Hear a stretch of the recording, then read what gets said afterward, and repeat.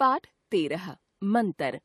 नन्हा राम था नन्हा तो, लेकिन शरारतों के हिसाब से बहुत बड़ा था। चेहरे से बेहद भोला भाला लगता था। वह मुश्किल से 8 बरस का होगा, पर बला का चालाक था। राम के पिता मिस्टर शंकराचार्य कहा करते थे कि मुंह में राम और बगल में छुरी वाली कहावत इसी राम के लिए बनाई गई है। एक दिन मिस्टर शंकराचार्य को एक विशेष मुकदमे के सिलसिले में पुणे जाना पड़ा।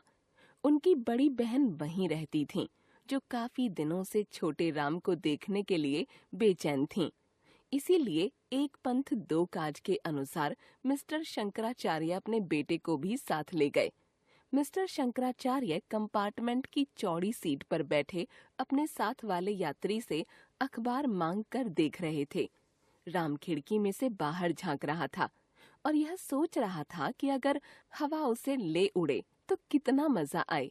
मिस्टर शंकराचार्य ने अपनी ऐनक के कोनों से राम की ओर देखा। उनकी दृष्टि राम की नई टोपी पर पड़ी, जो उसके सिर पर चमक रही थी। उन्होंने राम से कहा, इसे उतार कर रख ले, हवा इसे उड़ा ले जाएगी। यह कहकर उन्होंने राम के सिर पर से टोपी उतार कर उसकी गोद में रख दी। इस काम से निपटकर इधर उन्होंने अखबार उठाया और उधर राम ने खिड़की के पास सरक कर फिर से बाहर झांकना शुरू कर दिया। टोपी उसके सिर पर थी।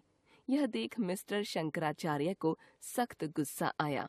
उनका हाथ टोपी की तरफ बढ़ा और पलक झपकते ही वह उनकी सीट के नीचे थी।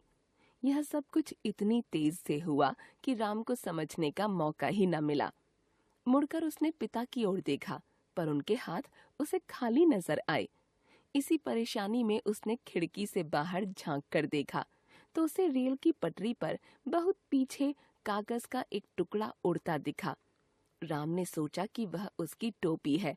राम ने रुआंसे के स्वर में कहा, मेरी टोपी, और अपने पिता का हाथ पकड़ लिया। मिस्टर शंकराचार्य ने उसका हाथ झटक कर कहा, गिरा दी होगी तूने, अब रोता क्यों है? इस पर राम की आंखों में 2 मोटे मोटे आंसू तैरने लगे। पर धक्का तो आप ही ने दिया था, उसने इतना कहा और रोने लगा। मिस्टर शंकराचार्य ने उसे चुप कराने की कोशिश की, पर सफल न हुए। मिस्टर शंकराचार्य ने थक हार कर उससे कहा, टोपी वापस आ जाएगी, पर शर्त यह है कि तू उसे पहनेगा नहीं। राम की आंखों में आंसू फौरन सूख गए। वह सरक कर आगे बढ़ गया। उसे वापस लाइए, मिस्टर शंकराचार्य ने कहा। ऐसे थोड़े ही वापस आएगी, मंत्र पढ़ना पड़ेगा। सहयात्री बाप बेटे की बातें सुन रहा था। मंत्र? उसने झट से कहा। पढ़िए बापूजी। मिस्टर शंकराचार्य ने राम को आंखें बंद करने को कहा और मंत्र पढ़ना शुरू किया। ओम स्वाहा। मिस्टर शंकराचार्य ने चालाकी से अपना एक हाथ सीट के नीचे किया और स्वाहा के साथ ही राम की टोपी उसकी गोद में आ गिरी। राम ने आंखें खोल दी। टोपी आ गई, राम ने इतना कहा और चुप हो गया। अब मिस्टर शंकराचार्य अखबार पढ़ने में तल्लीन हो गए। अचानक राम ने अपने पिता को जोर से आवाज दी। बापूजी! मिस्टर शंकराचार्य ने जरा तेजी से कहा। क्या है?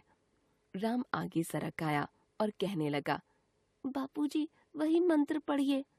क्यों? यह कहते हुए मिस्टर शंकराचार्य ने राम की टोपी की तरफ देखा, जो सीट के कोने में पड़ी थी।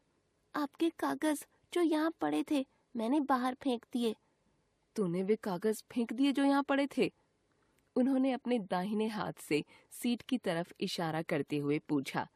राम ने स्वीकार की मुद्रा में सिर हिला दिया। आप वही मंत्र पढ़िए ना। आराम से बैठा रह, वरना याद रख, गला घोंट दूंगा। मिस्टर शंकराचार्य भन्ना गए। राम आगे सरक कर आया। बापूजी, आप आंखें बंद कर लीजिए, मैं मंत्र पढ़ता हूँ। मिस्टर शंकराचार्य ने आंखें बंद न की, लेकिन राम ने मंत्र पढ़ना शुरू कर दिया। ओम स्वाहा। और स्वाहा के साथ ही मिस्टर शंकराचार्य की गोद में कागजों का एक पुलिंदा आ गिरा। मिस्टर शंकराचार्य कभी कागजात को तो कभी राम को देख रहे थे।